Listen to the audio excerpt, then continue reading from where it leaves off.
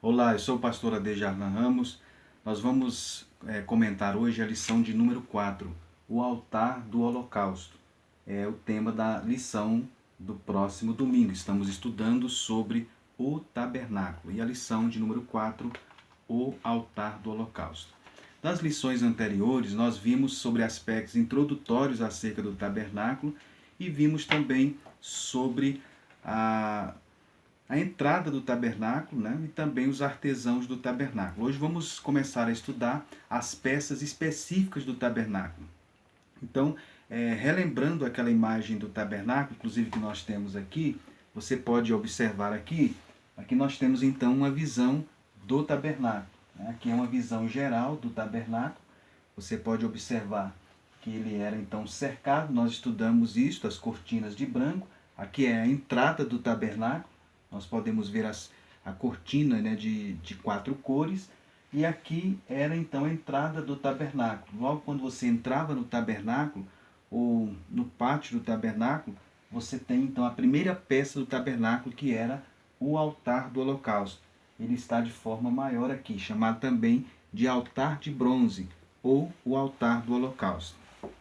Essa era então a primeira peça do tabernáculo, né?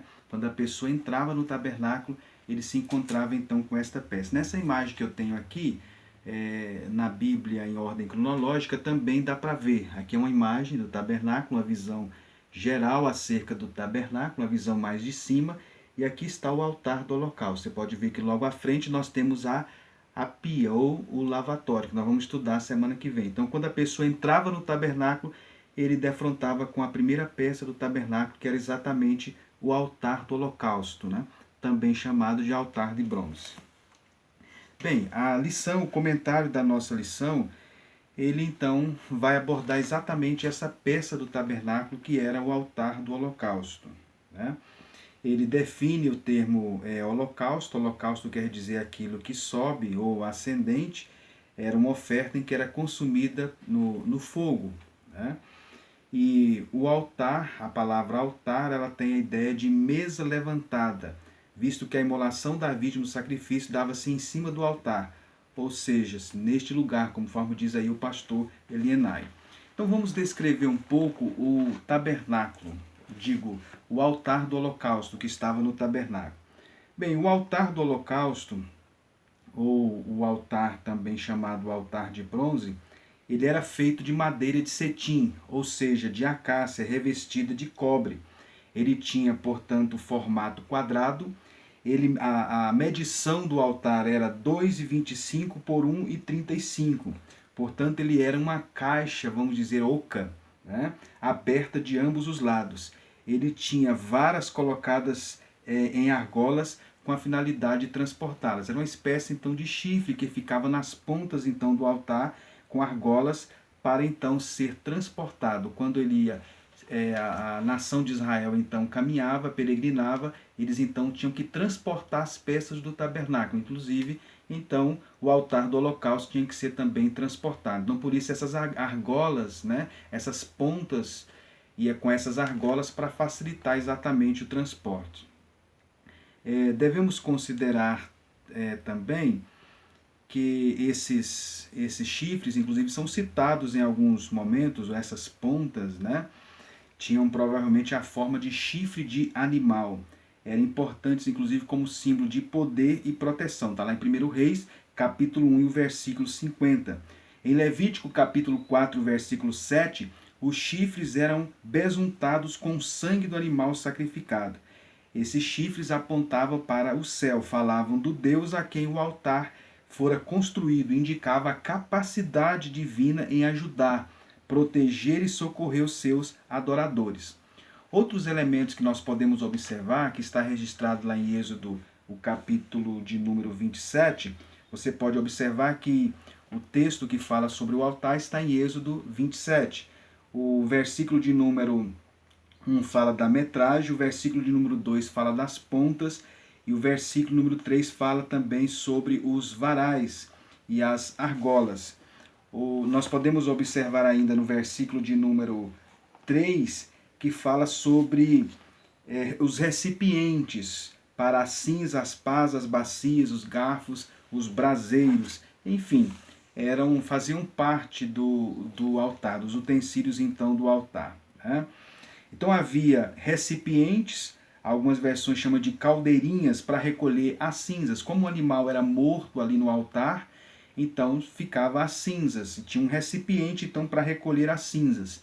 Tinha também as pás, que eram utilizadas também para a remoção das cinzas. E tinha também bacias para receber o sangue.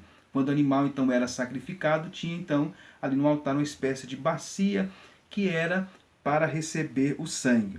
Tinha também garfos, esses garfos eram exatamente para organizar os pedaços ali em cima do altar, e os braseiros, que provavelmente eram utilizados para levar as brasas do fogo para o altar do incenso, né? Então, em Êxodo 27, nós temos aí uma descrição, então, do altar do sacrifício, com as peças que, de uma certa forma, estavam relacionados ao altar do sacrifício, né? Então, é importante que o professor faça um comentário acerca desse altar, descrevendo, então, o altar, a localização do altar, a medição, o material que era feito e os elementos que acompanhavam o altar, uma espécie de acessórios, vamos dizer assim, que acompanhava o altar. Na lição, o pastor Elienay ele faz um comentário e ele relaciona as 4 pontas do altar, ou os chifres do altar, relacionado com a redenção.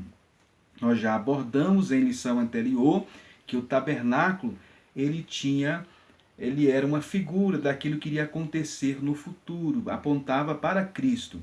As peças do tabernáculo, o tabernáculo, tudo era representativo, né? No caso do altar do holocausto, apontava então para a cruz de Cristo. Na lição, o pastor Elienay faz uma abordagem acerca do altar com as doutrinas bíblicas. E nós devemos então atentar então para isso, né? O professor de escola dominical então deve, claro, essas expressões podem ser novas para alguns alunos, mas é importante dentro do contexto bíblico esses termos que nós vamos abordar. São questões, são nomenclaturas teológicas que são relevantes na doutrina da salvação, na soteriologia bíblica, e isso remonta ao período do Antigo Testamento. A primeira palavra que ele comenta aí é a palavra propiciação. As pontas do altar estavam relacionadas à propiciação, né? As pontas do altar estavam relacionadas à propiciação. O que é propiciação? A palavra propiciação, ela quer dizer aplacar, tornar benevolente ou ofendido. O termo aparece em alguns momentos na Bíblia e aparece, por exemplo, em Êxodo 32, 30. Então, propiciação era aplacar, tornar benevolente o ofendido mediante uma oferta judicial e expiatória e que seja afeita, ou que seja aceita. Lá em Salmo 7,11 está escrito assim: Deus é juiz justo, um Deus que se ira todos os dias. Ou seja, um Deus irado todos os dias contra o pecado. Esse Deus irado contra o pecado, a sua ira precisava ser aplacada. Esse aplacamento da ira, esse aplacamento deste Deus irado, a Bíblia utiliza a palavra propiciação para se referir a esse ato de aplacar este Deus que estava irado. A propiciação é resultado então da expiação. A palavra propiciação na língua portuguesa, ela vem do latim. O termo no latim vem de prope, que quer dizer unir, reconciliar. Daí o termo pacificar. Daí então o termo paz. Essa é a origem da palavra na língua latina, na nossa língua portuguesa, que vem do latim. Então, no conceito pagão de propiciação, era aplicar um Deus irado, vingativo. Nós vemos este exemplo em 1 Reis 18, por ocasião lá do conflito dos profetas de Baal com o profeta Elias. Vocês lembram que eles se cortavam, lançavam sangues ali no altar, exatamente porque na visão pagã eles tinham a visão de um Deus irado, vingativo. Por isso, então, ele deveria propiciar. Esse era o conceito, então, pagão, aplacar a ira deste Deus. O conceito bíblico, então, de propiciação é satisfazer a lei divina violada. e deste modo remover aquilo que impedia Deus de fazer extravasar e fluir o seu amor, sua benevolência, suas bênçãos para o homem, salvando-o. Uma ilustração muito interessante disso que nós estamos abordando relacionado à propiciação é o texto de Lucas 18:13, a parábola do fariseu e do publicano. Lá em Lucas 18:13, a versão Almeida Revista Atualizada diz assim: ó Deus, sê propício a mim, pecador. A versão corrigida diz: tem misericórdia de mim, pecador. A versão atualizada, ela preferiu usar o termo mais técnico e ela usa a expressão ser propício a mim. Propício ali no original é hilaskomai. O termo hilaskomai, ao pé da letra, ou literalmente, o publicano então queria dizer: Deus, olha para mim, assim como tu olhas para o sangue propiciador, aspergido no propiciatório sobre a arca da aliança. Então aí em Lucas 18, versículo 13, nós vemos então uma ilustração da utilização da palavra propiciação. Isso se torna bem claro aí nesse texto, como a palavra então ela era utilizada dentro desse contexto bíblico. A Bíblia nos apresenta Jesus como a nossa propiciação. Romanos 3, 25, 1 João 2, 2, 1 João 4, 10. Jesus é o nosso sumo sacerdote. Ele é tanto a propiciação, como ele é também o nosso propiciatório. Hebreus 9, 12. O elemento propiciador é o precioso sangue. Isso jamais aconteceu no contexto do Antigo Testamento. Ali, devido todos os sacerdotes serem pecadores, o sangue propiciador tinha que ser sangue alheio, que era tomado então de animais. Isso está em Hebreus 9, 28. Por sua vez, o propiciatório era tomado da terra, era feito de ouro, que na tipologia bíblica fala de realeza, divindade. A reconciliação do homem com Deus é resultado então da propiciação pelo sangue de Jesus. Está lá em Romanos 5, versículo 11. Assim como a expiação leva à propiciação, esta leva então à reconciliação. Cristo, ao consumar a expiação dos nossos pecados, consumou também a nossa reconciliação com Deus e com o nosso próximo. Portanto, um crente em rebelião com Deus e com seu irmão na fé, na realidade então é uma anomalia, porque ele foi reconciliado com Deus. A reconciliação é resultante então da expiação efetuada por Cristo e abrange tudo o que foi criado na terra e no céu. Colossenses 1:20 e Hebreus 9:12. Então, essa é a definição de propiciação, uma visão bíblica acerca da propiciação. O pastor Elienay também faz uma relação com a substituição. Ali, durante o sacrifício, havia uma substituição, inclusive em Levítico 16, né? A Bíblia narra que o sumo sacerdote Arão colocava as mãos sobre a cabeça do animal para santificá-lo. Esse animal deveria ser macho, sem defeito. Depois o sumo sacerdote confessava os seus pecados e a falta do pecador arrependido a partir da oferta apresentada no altar do holocausto com as 4 pontas. Isso está em Levítico 16. Levítico 16 dá uma visão clara acerca da doutrina bíblica da substituição. Então a oferta, ela tomava o lugar do pecador. Foi exatamente isso que Jesus fez por nós na cruz. Ele levou, ele estava no lugar do pecador. As 4 pontas do altar também está relacionado à reconciliação, né? Ali, através da morte do animal, e no caso do sacrifício de Jesus, havia então a reconciliação. Nós fomos, portanto, reconciliados por Deus, né? O pastor Elienay faz um comentário acerca disso. O altar, então, era um lugar, era um símbolo de reconciliação de Deus com a nação de Israel. Uma vítima inocente era queimada, era consumida, o sangue era colocado numa pequena pia, encaminhado para o lugar santíssimo e depois era aspergido no propiciatório. Isso nos aponta então para a cruz de Jesus. O outro elemento que ele cita aí na lição é a redenção. O altar do holocausto também está relacionado à redenção. A palavra redenção aparece em alguns momentos do Novo Testamento. Aparece em Efésios 1:7, Hebreus 9:12. O que é redenção? É a libertação de um escravo mediante um resgate exigido e pago. E mais, é retirar esse escravo do mercado de escravos. Então o termo redenção era a libertação de um escravo mediante o pagamento e depois retirar esse escravo do mercado. Na Bíblia, no original do Novo Testamento, nós temos 5 palavras que estão relacionadas à redenção. Nós temos a palavra agorazo, que aparece em Apocalipse 5:9, quer dizer comprar na praça.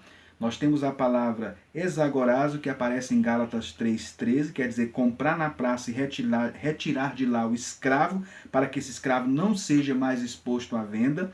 Temos a palavra lutro, que aparece em 1 Pedro 1:18 e 20, que quer dizer pagar o preço exigido pelo resgate, libertar o escravo. Nós temos a palavra lutrosses, que aparece em Hebreus 9:12, que significa libertar mediante o pagamento de resgate. É um termo mais vigoroso do que lutro. E nós temos também, finalmente, a palavra apolutrosses, que é uma palavra que aparece em Efésios 1:7. É uma forma mais vigorosa do que lutrosses.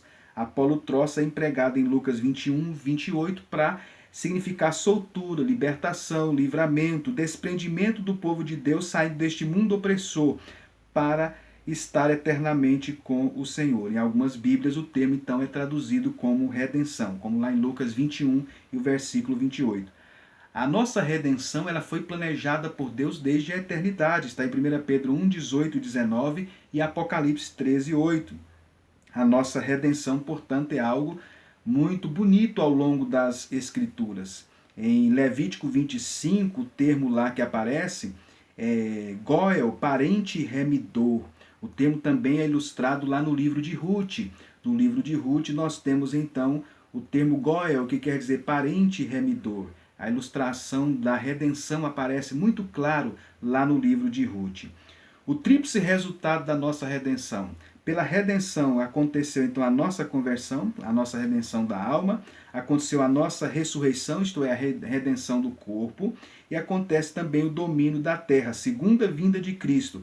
A Bíblia fala que a terra está, maldita é a terra, está lá em Gênesis 3:17, então vai acontecer também a redenção do domínio da terra. Portanto, o altar do holocausto estava relacionado a isso. O pastor Elienay, na segunda parte do comentário, então ele aborda a propiciação, a substituição, a reconciliação e a redenção. São termos, são palavras que estão relacionadas à soteriologia bíblica, o estudo sobre a salvação, e que nos remete então à figura do altar do holocausto no Antigo Testamento. Então o altar do holocausto, ele era representativo, apresentava para a obra de Cristo na cruz, a pessoa e a obra de Cristo na cruz, aquilo que Jesus efetuou na cruz do Calvário. Na terceira parte do comentário, o pastor Elienay Cabral, ele então, finalizando, ele fala sobre o altar do holocausto, é uma imagem do Calvário. Ali foi um local de sacrifício. Assim como o altar do holocausto era um local de sacrifício, ali se matava animais, ali morria animais, as vítimas inocentes elas eram sacrificadas, segundo o Antigo Testamento. A Bíblia diz em Hebreus 9:22 que sem derramamento de sangue não há remissão. E isso se cumpriu na pessoa então de Cristo. A cruz então é um lugar de sacrifício. A cruz também é um local de punição do pecado. Ali no altar do holocausto era exatamente isso. A ideia de se matar o animal no altar do holocausto era que o pecado deveria ser punido. O pecado era algo horrendo, o pecado era algo feio e por isso deveria ser punido. Cada sangue que era derramado, cada animal que era morto, Deus queria mostrar como o pecado é terrível, como o pecado é horrendo. E a santidade e a justiça de Deus exigia então que o pecado não ficasse então sem punição. Por isso, Deus instituiu então o sacrifício de animais ali no altar do holocausto. Cada animal que chegava, cada animal que era sacrificado, isso acontecia constantemente, muito sangue derramado. Deus queria mostrar para os israelitas quão terrível é o pecado, quão horrendo é o pecado. Mas o altar também do holocausto era um local de esperança, assim como é também a cruz do Senhor Jesus, né? O pecador arrependido mediante a cruz, ele ressuscita, ele levanta para uma nova vida. Aqueles sacrifícios que eram realizados no altar do holocausto apontava para o futuro e trazia a esperança de que um dia o Filho de Deus iria dar a sua vida em resgate da humanidade. E isso de fato aconteceu. Então a cruz é, portanto, um local de esperança. A cruz aponta para a justiça de Deus, aponta para a santidade de Deus, aponta que a justiça foi satisfeita, mas aponta também para a esperança de que agora o pecador ele pode ter a vida eterna mediante o sacrifício eterno, vicário, substituto de Cristo ali na cruz do Calvário. Portanto, prezado professor, prezado aluno da escola dominical, que essas verdades estejam presentes em nossas vidas e em nossos corações. Você lembra que a Epístola aos Hebreus faz muita referência a esse contexto do Antigo Testamento. Então, relembrando então o que nós vimos. Nessa lição de número 4, abordamos então o altar do holocausto. Nós conceituamos o que é o altar do holocausto, você deve atentar bem para isso, nem todos estão familiarizados com este assunto. E descrever também o altar do holocausto, que o professor de escola dominical defina o que é o altar do holocausto, descreva também o altar do holocausto, mostre a localização, conforme eu mostrei aqui na figura, conforme você pode observar, aqui está o altar do holocausto, e ele então ficava logo na entrada do tabernáculo, você pode verificar. Então mostre a localização, era a primeira peça que se defrontava quando entrava no tabernáculo. Mostre a localização do altar do holocausto, descreva o altar do holocausto, o material que era feito, a metragem, os acessórios que acompanhavam, e depois faça uma relação do altar do holocausto com os termos teológicos que aparecem na Bíblia relacionados à soteriologia, como propiciação, substituição, reconciliação e redenção. Estude essas palavras, esteja familiarizado com esses termos e como ele aparece no contexto do Novo Testamento e, finalmente, apresente então a cruz do Senhor Jesus como um local então de sacrifício, de punição de pecado, de esperança. E mostre que o altar do holocausto lhe apresentava exatamente para a cruz do Senhor Jesus, onde aconteceu a redenção da humanidade, a redenção da raça humana. Que essas verdades estejam claras e presentes na vida dos alunos. Portanto, caro professor, que Deus o abençoe, cada professor, cada aluno, e que você se atenha ao tema da lição, o altar do holocausto. Esta lição, portanto, ela então vai abordar apenas essa peça do tabernáculo. O professor deve se conter, deve ser moderado em relação a isso. Ele não vai fazer uma descrição completa agora do tabernáculo. Já tivemos uma visão geral em aula anterior, agora vamos estudar então especificamente as peças então do tabernáculo. E nesse caso da lição 4, o altar do holocausto. As lições mais para frente, as lições posteriores, nós vamos então estudar as outras peças do tabernáculo. Portanto, que Deus o abençoe e que essas verdades da palavra de Deus estejam presentes em nossa vida e na vida de nossos alunos. E não deixe de apresentar Cristo como a principal figura que é representada pelo tabernáculo e as peças do tabernáculo. Que Deus abençoe a todos, em nome de Jesus. Amém.